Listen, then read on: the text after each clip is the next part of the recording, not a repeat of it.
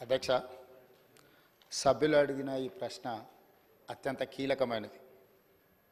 తెలంగాణ రాష్ట్రం అభివృద్ధి చెందిందా లేదా అనేది మనం చర్చించుకోవాలనుకుంటే తెలంగాణ రాష్ట్రంలో ఉన్న గిరిజనుల నివాస ప్రాంతాలకు రవాణా సౌకర్యము, తాగునీటి సమస్య పరిష్కారము, పిల్లలు చదువుకోవడానికి పాఠశాలలు ఏర్పాటు చేసినప్పుడే నిజమైన తెలంగాణ రాష్ట్రం యొక్క ఉద్దేశము నెరవేరినట్టు.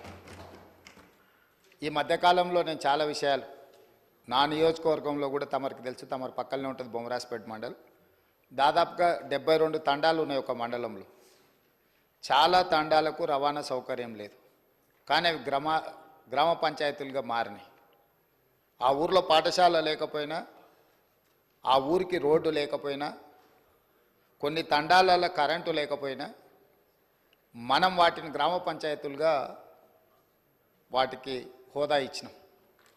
అందుకే ఈ ప్రభుత్వం నిశితంగా గమనించి ఈ తెలంగాణ రాష్ట్రంలో ఉన్న అన్ని తండాలలో గ్రామ పంచాయతీలుగా రూపాంతరం చెందిన, గతంలోనే గ్రామ పంచాయతీలుగా ఉన్న తండాలకు ఖచ్చితంగా తండాల నుంచి మండల కేంద్రానికి 100% బీటీ రోడ్డు వెయ్యాలి అని మా ప్రభుత్వం నిర్ణయం తీసుకున్నది.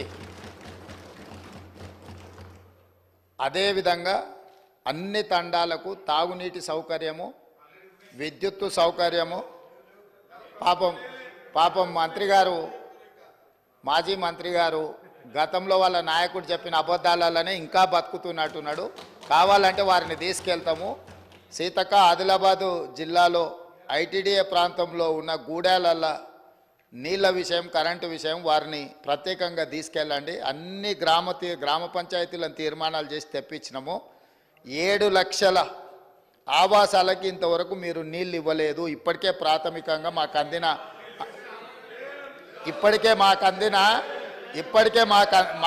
అందిన సమాచారము. కాబట్టి అధికారిక లెక్కలు మీకు ఇస్తాము. ఎందుకంటే మీరు తప్పులు చేసి ఆ చేసిన తప్పులను ప్రజలు గుర్తించి ప్రజల్ని మిమ్మల్ని శిక్షించినా కూడా మీరు మారడం లేదు. సో ఆ దేవుడు మీకు ఒక మంచి ఆలోచనను కలిగించాలని మేము కోరగలం, ప్రార్థన చేయగలం. ఈ పక్క నుంచి ఇంకా మేము చేయగలిగింది ఏముంది అధ్యక్ష? అందుకే అధ్యక్ష, ఈరోజు మా ప్రభుత్వం తెలంగాణ అభివృద్ధి అంటే తండాలలో, గూడాలలో కనీస సౌకర్యాలను ఏర్పాటు చేసినప్పుడే తెలంగాణ రాష్ట్ర అభివృద్ధి జరిగినట్టు అని బలంగా మా ప్రభుత్వం భావిస్తుంది. అందుకే తండాలలో, గూడాలలో విద్యుత్తు సమస్య పరిష్కారానికి, విద్య సమస్య పరిష్కారానికి, ఆ తండాల నుంచి మండల కేంద్రాలకు కనీసం ఒక్కటైనా బీటీ రోడ్డును ఏర్పాటు చేసే సమస్య పరిష్కారానికి, మండలాల నుంచి జిల్లా కేంద్రానికి మిగిలిపోయిన డబుల్ రోడ్లు ఏవైతున్నాయో వాటిని పూర్తి చేయడానికి, జిల్లా కేంద్రాల నుంచి హైదరాబాద్ నగరానికి 4 లేన్ రోడ్స్ వేయాలని ఈ రాష్ట్రంలో ఎక్కడైనా ప్రతి వాడికి ఒక మంచి రవాణా సౌకర్యం ఏర్పాటు చేయడం ద్వారా ఇవాళ పేదవాళ్ళు కష్టపడి వాహనాలు కొనుక్కుంటున్నారు, కానీ సొంత ఊరికి పోవాలంటే రోడ్డు ఉండడం లేదు.